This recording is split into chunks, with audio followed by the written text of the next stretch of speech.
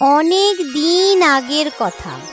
একটা বনের পাশে একটা নদী ছিল। সেই নদীতে বাস করত এক বোকা কুমির। আর বনের ভেতরে ছিল এক চালাক শেয়াল। একদিন শেয়াল নদীতে জল খাওয়ার জন্য নদীর পাশ দিয়ে যাচ্ছিল। কিছু দূর যেতেই জল থেকে কুমির ভেসে উঠল। তারপর শিয়ালকে দেখে সে বলল, কি শিয়াল ভাই, কেমন আছো? হ্যাঁ ভাই, ভালোই আছি। তা কি খবর তোমার? আর বলো না ভাই, জলে থাকতে আমার একটুও ইচ্ছা করছে না। ইচ্ছা করছে ডাঙায় গিয়ে চাষবাস করে খাই। তা ইচ্ছে যখন হচ্ছে তখন চলে এসো, একসাথে চাষবাস করে খাবো। ধন্যবাদ ধন্যবাদ ধন্যবাদ। আরে এত ধন্যবাদ দেওয়ার কি আছে? না না, তুমি এক কথায় রাজি হয়ে যাবে আমি তো ভাবতেই পারিনি। চলো চলো যাই।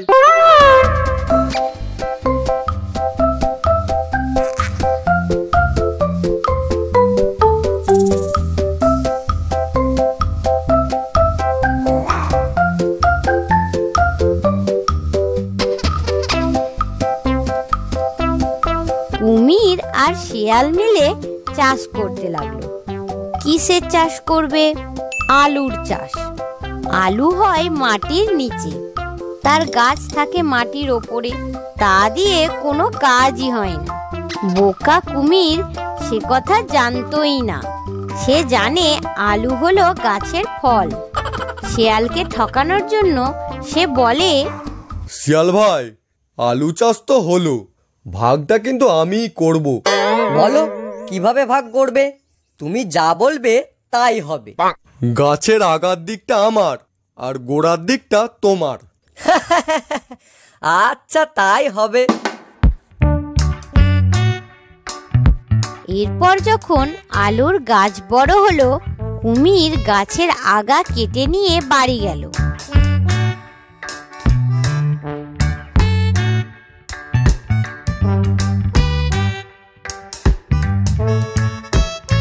তারপর সে লক্ষ্য করলো গাছের মধ্যে একটাও আলু। আরে, এখানে তো একটাও আলু নেই। ব্যাপারটা কি হলো?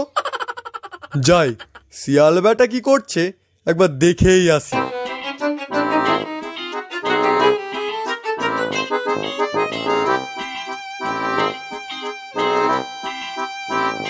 এরপর কুমির মাঠে গিয়ে দেখলো শিয়াল মাটি খুঁড়ে সব আলু তুলে নিয়ে যাচ্ছে।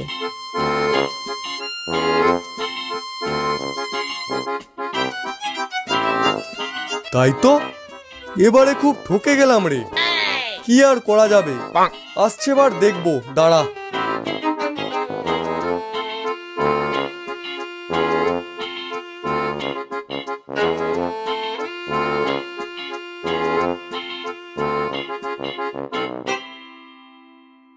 পরের বার ধানের চাষ করা হলো।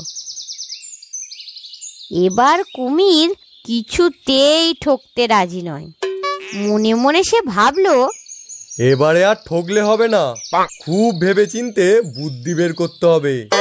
তাই কুমির আগে থাকতেই শিয়ালকে বলল, ভাই, এবারে কিন্তু আমি আগার দিকটা নেব না, আমাকে গোড়ার দিকটা দিতে হবে, আর তুমি আগার দিকটা নিও।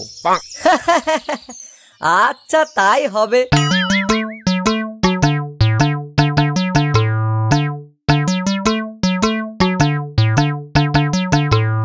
এখন ধান গাছ বড় হয়ে ধান পেকে গেছে। শিয়াল কথা মতো ধানের আগা কেটে বাড়ির পথে রওনা দিল।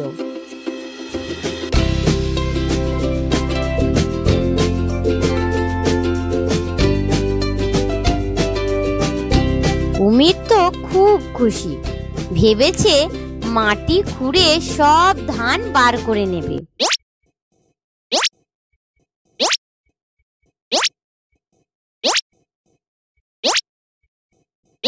হাই কপাল! ধান গাছের গোড়া মাটি থেকে তুলে দেখলো সেখানে কিছুই নেই।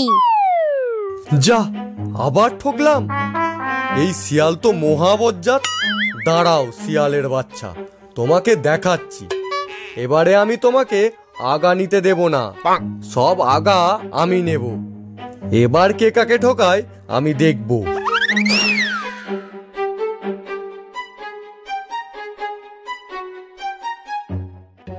এবারে আখের চাষ করা হয়েছে।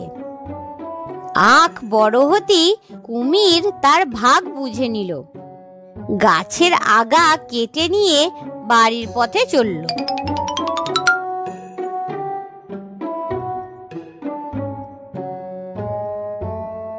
আর শেয়াল আখগুলোকে বাড়ি নিয়ে এসে মজা করে খেতে লাগলো।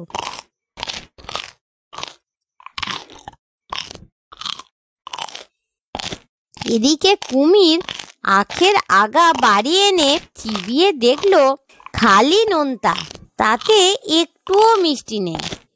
তখন সে রাগ করে আগাগুলোকে সব ফেলে দিয়ে শেয়ালের কাছে গেল।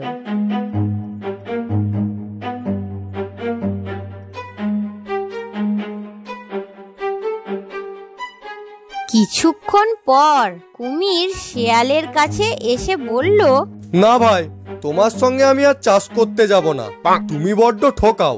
আমি তোমাকে চিনে ফেলেছি ভাই, তুমি থাকো তোমার চাষ নিয়ে, আমি চললাম। এই বলে কুমির শেয়ালের সাথে সম্পর্ক ত্যাগ করে সেখান থেকে চলে গেল।